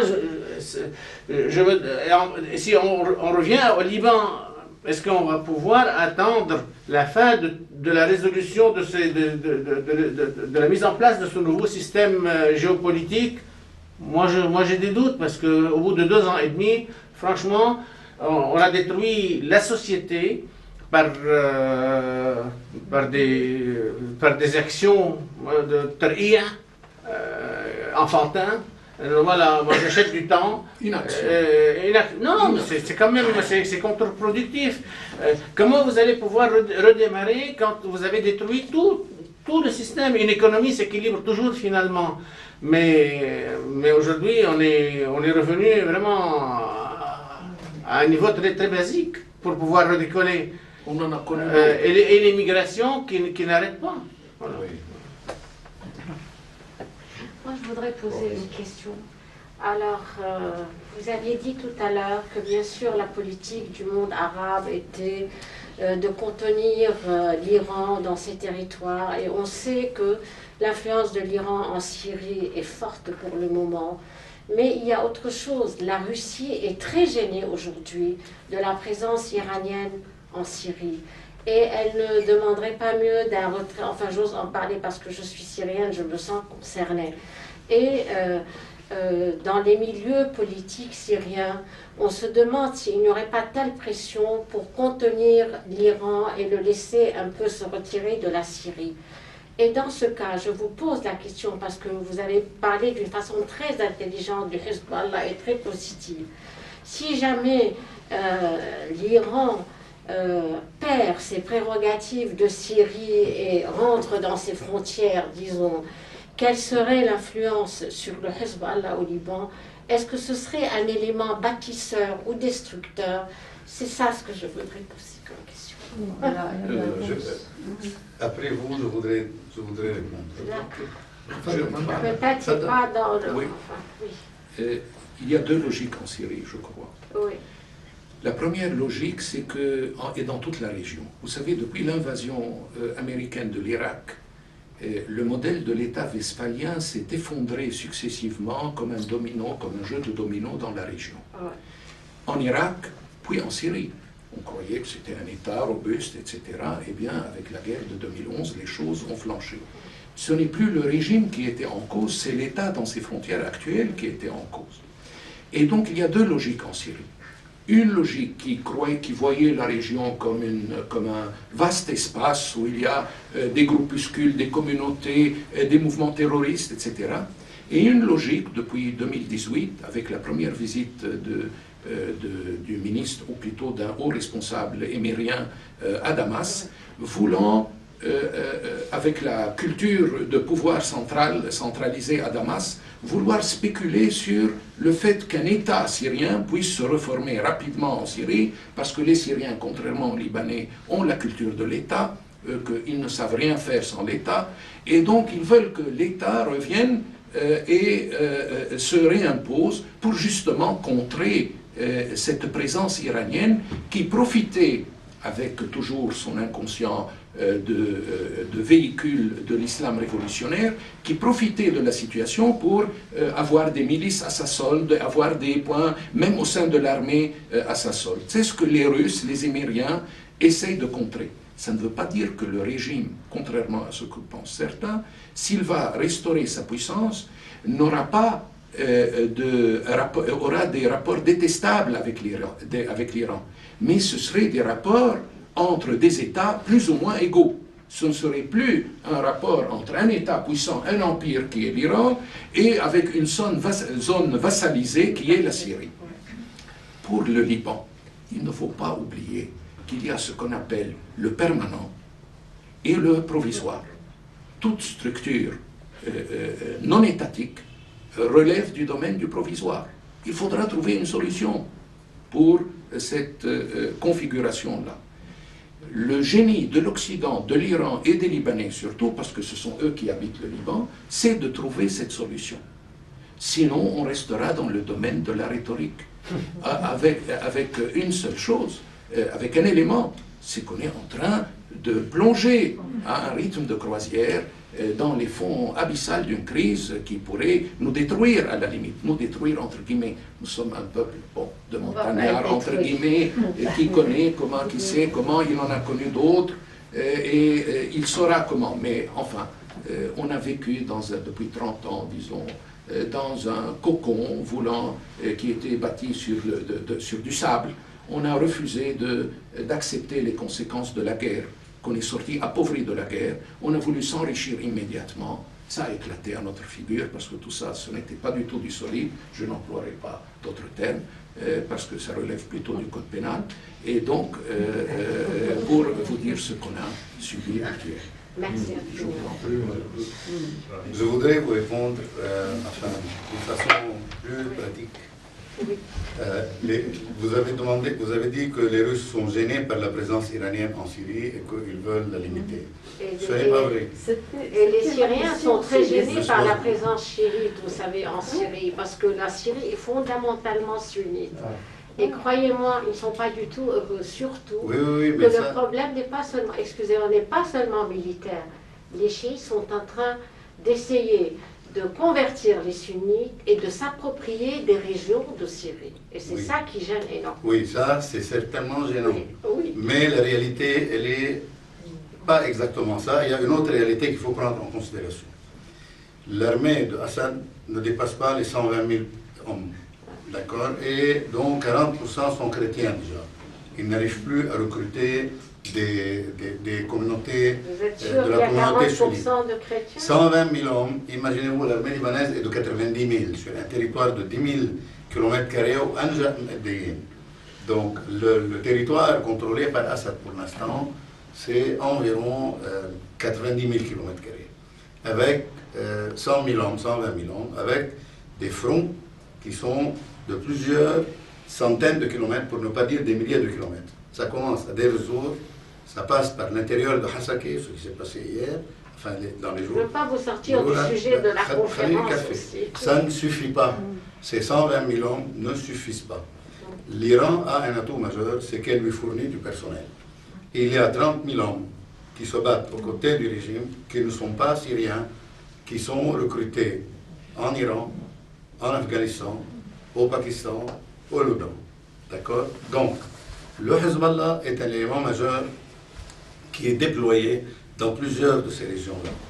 Et les Russes ont fini par réussir. Il y a un article très intéressant de International Study of War. Quand ils sont venus en Syrie, ils n'avaient pas l'expérience milicienne. Les Russes ont toujours travaillé avec des blocs, avec des armées, etc. Ils ont acquis cette expérience, ils sont en train de louer cette expérience, et ils ont le know-how. Au Rahzid, la dernière fois qu'on a vu l'attaché militaire russe, qui est jeune, il a 35 ans, et qui est de l'Est russe, qui vient de l'extrême Orient russe, qui n'a rien à voir avec la culture de la partie ouest russe, encore moins du Moyen-Orient. On lui a posé la question carrément. Au début, il est venu avec une rhétorique, enfin, s'il y a le temps, on en parlera. Mais après la deuxième et la troisième rencontre, il nous a carrément dit, on se réunit avec le Hezbollah une fois par mois à Damas. Donc, ce n'est sûrement pas pour leur dire, fais-le. C'est pour coordonner. C'est juste voilà. Ils veulent, maintenant, cette vague qui est sortie, et ces rumeurs qui venaient de Damas, qu'ils ne veulent plus voir de Hezbollah, ils ne veulent pas les voir à l'est de la route, à l'ouest, ou plutôt à l'est de la route Damas-Alep, et qu'ils les ont chassés, ou c'est parce que Assad a énormément besoin d'argent et que les Européens ne veulent rien donner avant que la constitution syrienne ne soit refaite pour éviter une deuxième guerre en Syrie, une guerre future avec les mêmes données. Et les Arabes ne veulent rien donner tant que les Iraniens sont là. Et les Arabes veulent que Assad reste comme tampon pour ne pas que les Turcs dominent Syrie et Lebanon. Si le régime s'effondre, la seule entité organisée capable de gérer la Syrie sunnite, c'est la Turquie. Donc les Arabes ne veulent pas voir ça. Voilà pourquoi ils tolèrent Assad. Ils essaient de le pampériser.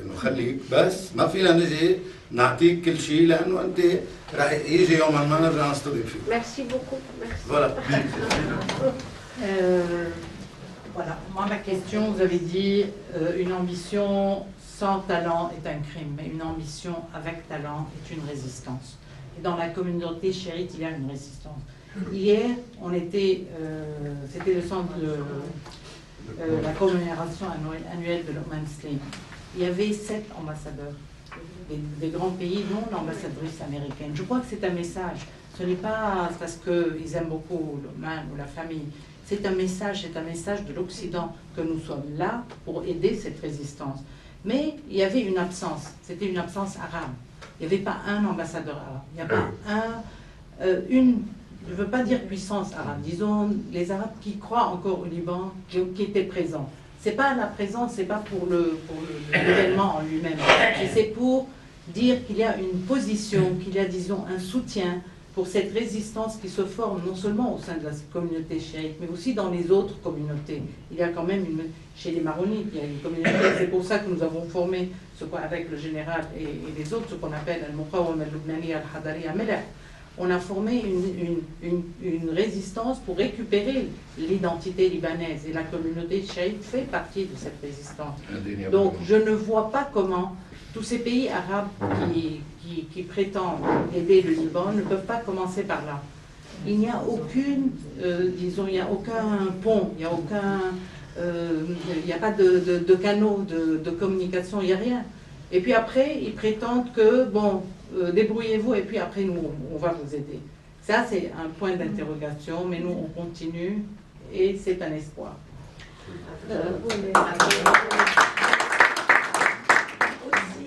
Non, mais aussi, même l'Occident, pendant 30 ans, n'a pas aidé les communautés chiites, la communauté chiite qui était contre Hezbollah et Aman. Ils ne les ont pas soutenus du tout, jusqu'à ce jour même. Donc, il y a aussi un manque. Si les ambassadeurs ont assisté à cette commémoration, c'était pas pour soutenir les chiites, je regrette. Non, c'est la Ils liberté sont pas- d'expression. C'est ça notre drame. On dit où est-ce qu'ils sont les autres chiites, c'est parce qu'ils ont été complètement anéantis exprès. En aidant Aman et Hezbollah. L'Occident les a aidés. C'est pas le contraire. Oui. Monsieur le doyen Assaf.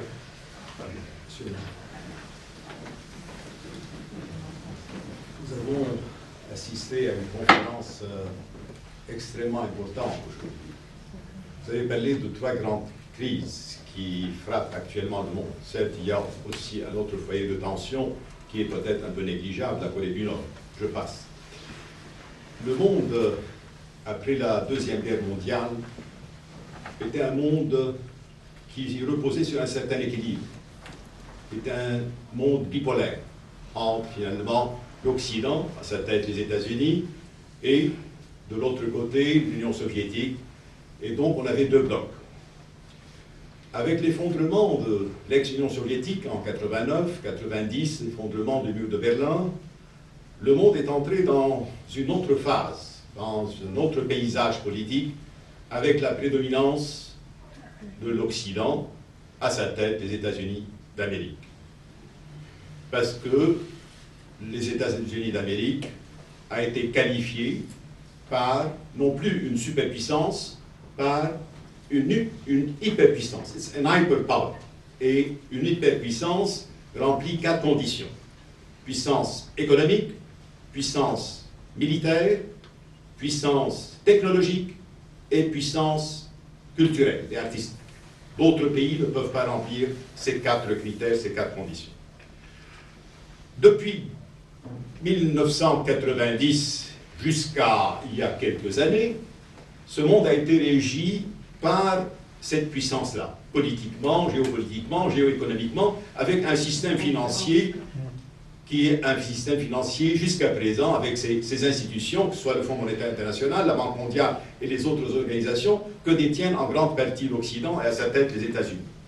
Que se passe-t-il actuellement? Certes, avec les 3 foyers de tension, l'Ukraine, l'Iran et la Taïwan, la Chine, certes, ambitionne, mais j'aimerais bien avancer quelques chiffres pour que les choses soient un peu plus claires. Le GDP des États-Unis, monsieur le général, je vous ai dit, il est de 23 trillions en 2021.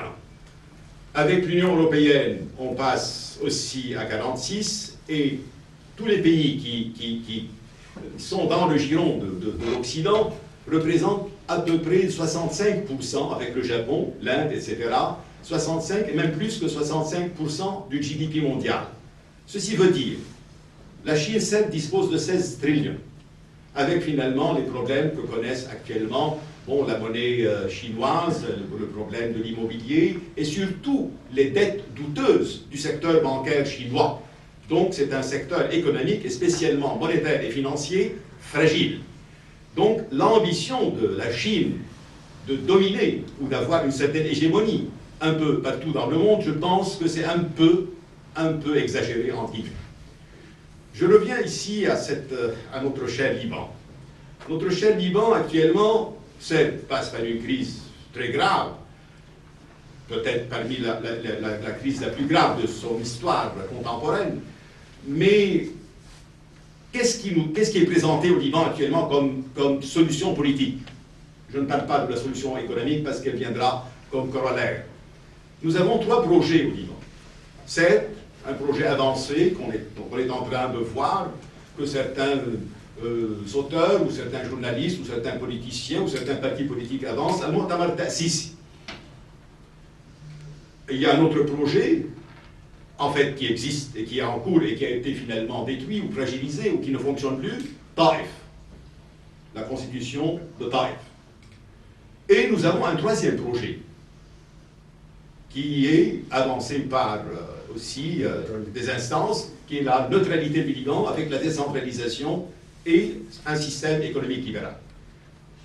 À mon avis, je pense que ces trois projets qui sont actuellement avancés pour ce petit pays-là dépendent en grande partie d'un rapport de force qui sera bientôt clarifié sur le plan local et sur le plan régional.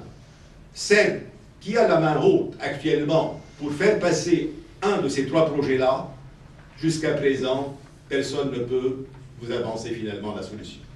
Et merci. Écoutez, nous avons dépassé notre budget horaire. Je dois vous dire que, encore une fois, la qualité à la fois des discours, des interventions, mais aussi la qualité de l'écoute sont extrêmement précieuses. La qualité est extrêmement précieuse pour votre humble serviteur. Je me demande s'il ne faut pas réitérer, recommencer à broyer, à recomposer, à mélanger, à filtrer, avancer, proposer encore et encore des idées et des échanges. Je crois que cette réunion est extrêmement importante de par la qualité des intervenants et des écoutants, si j'ose dire. Laissez-moi encore une fois vous remercier. Vraiment, vous avez été tous magnifiques. Peut-être que nous allons reprendre ces discussions parce que nous avons l'eau à la bouche et nous n'avons pas encore assouvi notre besoin de tranquillité et d'espoir. Il faut que nous nous retrouvions. En attendant, nous devons prendre une photo avec